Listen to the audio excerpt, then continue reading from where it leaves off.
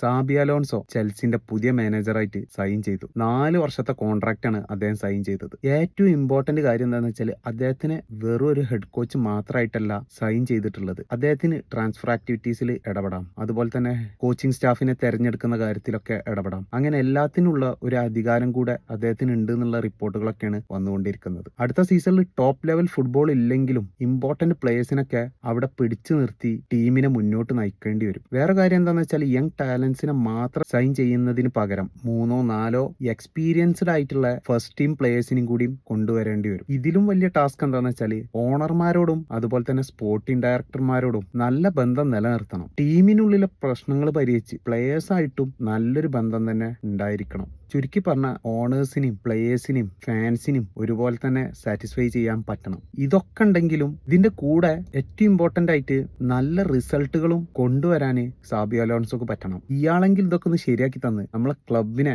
അടിപൊളിയാക്കി തരും എന്നുള്ളത് നമുക്ക് പ്രതീക്ഷിക്കാം.